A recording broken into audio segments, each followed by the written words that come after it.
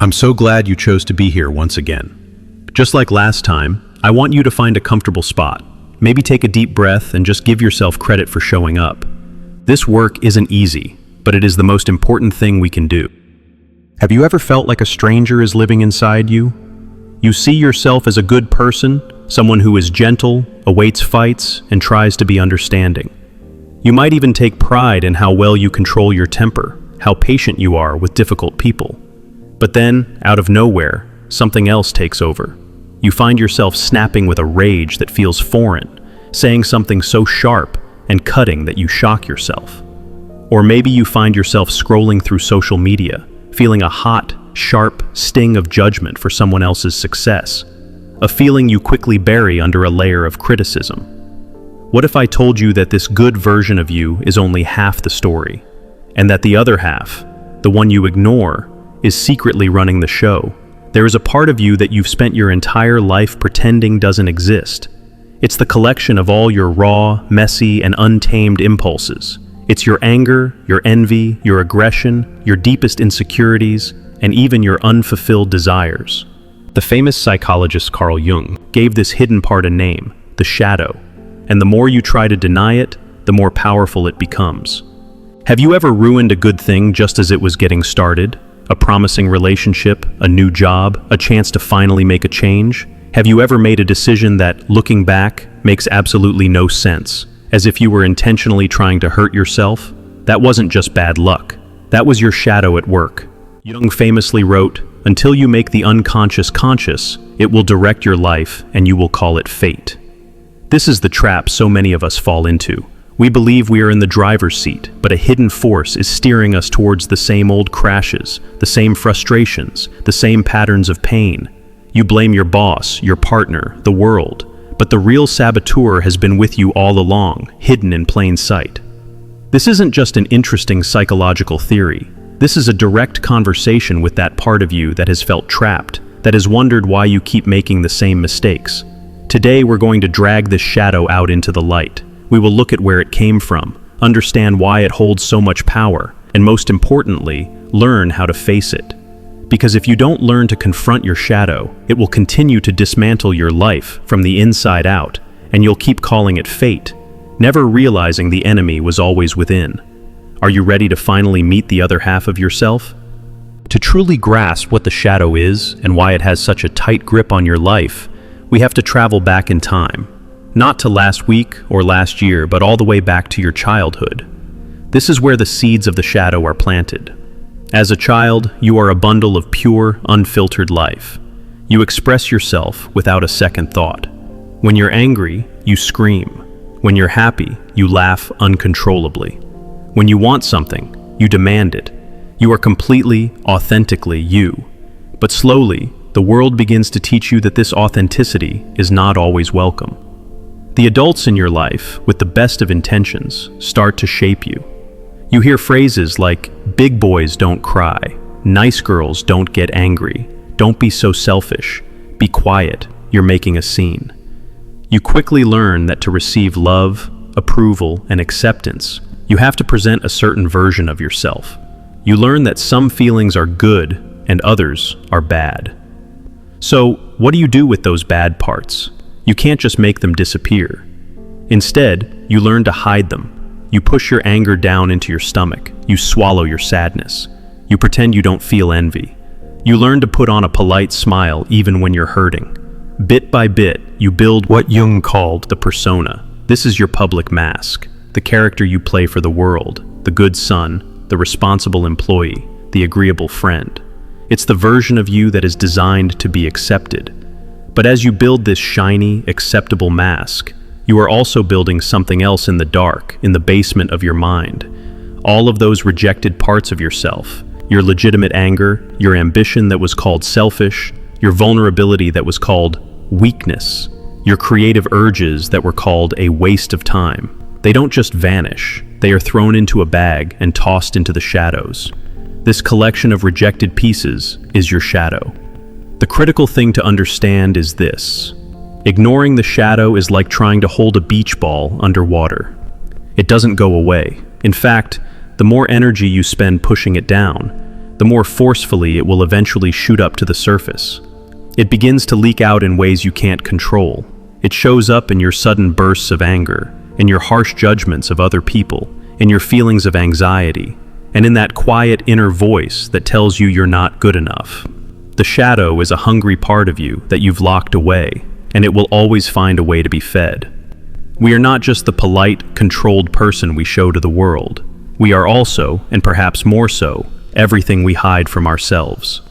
To deny your shadow is to deny a fundamental part of your humanity, and that's why it always comes back, often when you least expect it, making you do and say things you can't explain.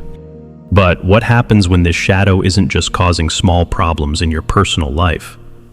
What if it's given the right environment to grow into something truly destructive? You might believe that some people are just born evil, that monsters are a different species from you. This is a comforting thought, because it puts a safe distance between you and them. But one famous experiment shattered this illusion completely. In 1971, psychologist Philip Zimbardo conducted the Stanford Prison Experiment. He took a group of ordinary, healthy, well-adjusted male college students and randomly assigned them to be either prisoners or guards in a simulated prison. The results were horrifying. Within days, the young men assigned as guards, who were just normal students moments before, became cruel and abusive. They used humiliation, sleep deprivation, and psychological torment to control the prisoners. The prisoners in turn became passive, helpless, and emotionally broken. The situation became so toxic that the 2-week experiment had to be shut down after only 6 days. What Zimbardo proved is that evil isn't necessarily a deep-seated trait. It's a switch that can be flipped inside any of us under the right conditions. When you give someone power over another, when you make them anonymous by putting them in a uniform, and when you remove accountability, the shadow has a perfect playground to emerge without its usual restraints.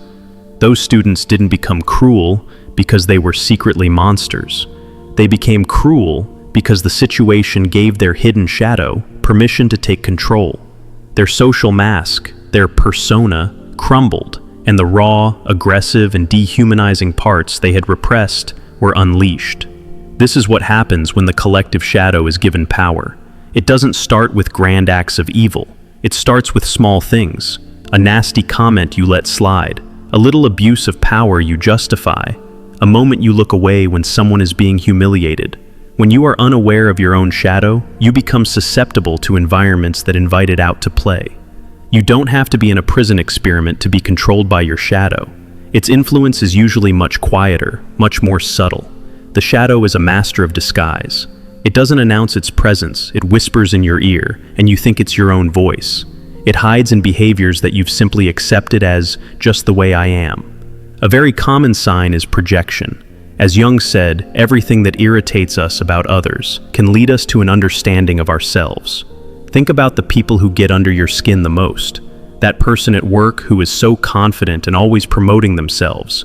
Does their behavior make you angry? That anger might be a projection of your own repressed ambition, a part of you that wishes you had the courage to be more visible, but that you've labeled as arrogant. That friend who seems lazy and unproductive, does their lack of drive frustrate you? It might be because they are touching on your own shadow's deep desire to rest, a desire you've suppressed because you believe you must always be productive. The things we judge most harshly in others are often the things we refuse to acknowledge in ourselves. Another huge symptom is self-sabotage. You are on the verge of getting that promotion, of starting a healthy relationship, of finally achieving a goal you've worked so hard for, and then you do something to mess it all up. You start an argument over nothing. You miss a crucial deadline. You say the one thing you know you shouldn't. This is the shadow at work. It fears change and growth because that would require you to face it. The shadow prefers the comfort of your old, familiar pain and stagnation. It thrives in your misery because it's a misery it understands. And then there are the emotional explosions, the sudden, overwhelming fits of rage, jealousy, or despair that seem to come from nowhere and feel completely out of proportion to the situation. You spill a little coffee and erupt with a fury that scares your family. Your partner mentions an old friend, and you're consumed by a jealousy that feels toxic and irrational. These are not random mood swings. These are moments when the shadow, which you've been pressing down for so long, finally bursts through the cracks. It's screaming for attention in the only way it knows how. Be wary of wearing a mask of excessive goodness. The person who constantly talks about how peaceful and spiritual they are may be desperately hiding a reservoir of anger. The person who insists they are completely selfless may be running from their own deep-seated needs and desires. Often, the brighter the light of the persona, the darker the shadow it casts. Admitting this doesn't make you a bad person. It makes you an honest one, and honesty is the first step toward taking your power back. The biggest illusion we live with is the idea that we are fundamentally good. You believe it because you don't intentionally cause harm. You try to be considerate.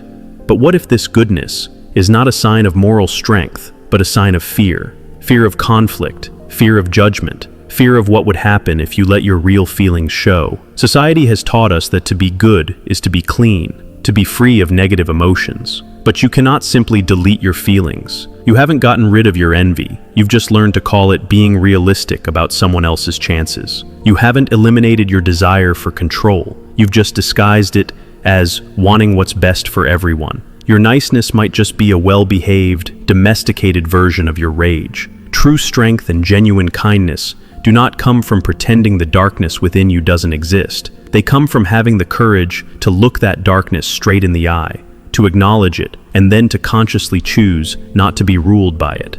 That is real emotional growth. Anything else is just a fantasy, a way of staying emotionally immature. If you truly want to know who you are, look at the things that make you cringe with shame. Look at the people you judge most harshly. Listen to the thoughts you desperately try to silence at 3 a.m. That is where the real you is hiding.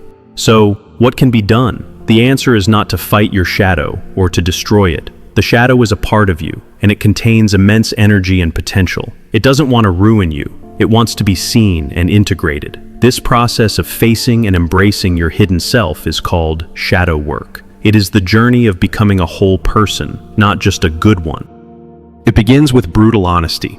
You need to stop lying to yourself. You need to create a safe space to admit your darkest thoughts without judging them.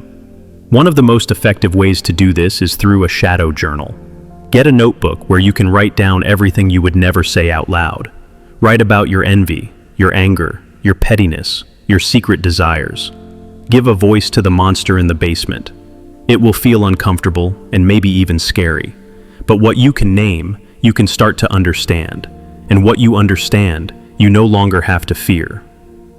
Next, become a detective of your own emotional reactions. When you feel a sudden surge of anger or judgment, stop and ask yourself, what was just triggered in me? What nerve did that person or situation touch? Your emotional triggers are like a roadmap pointing directly to your unacknowledged shadow parts. The person who irritates you is your teacher. They are showing you a piece of yourself that is begging for your attention. Finally, you must learn to have a dialogue with your shadow. Instead of fighting it, turn towards it. You can even say to yourself, I see that part of me that feels envious. I acknowledge it. It is a part of me, but it does not have to be the part that makes my decisions today. This simple act of acknowledgement, of embracing without surrendering, changes everything. It turns the shadow from a terrifying enemy into a source of information and power. The anger you've repressed can be transformed into the fuel to set healthy boundaries. The ambition you've hidden can become the drive to pursue your dreams. This is not a quick fix. It is a lifelong commitment to self-awareness. You have spent a lifetime building your mask and hiding your shadow. You have called its destructive influence fate or bad luck. You now have a choice. You can continue to be a puppet of forces you don't understand, or you can begin the journey of taking back control. It starts by looking at the very things you've spent your life running from. True freedom isn't the absence of a shadow. It's the freedom that comes from no longer being afraid of it. This journey isn't about achieving perfection, but about embracing your true self. It's about finding your way back home to who you are, stepping out of any limitations, and finally recognizing the warmth and light of your own inherent worth. You deserve this. You always have. Thanks for watching. If this resonated, please like this video and subscribe to stay updated. I look forward to continuing this journey with you. Until next time, take care and be present.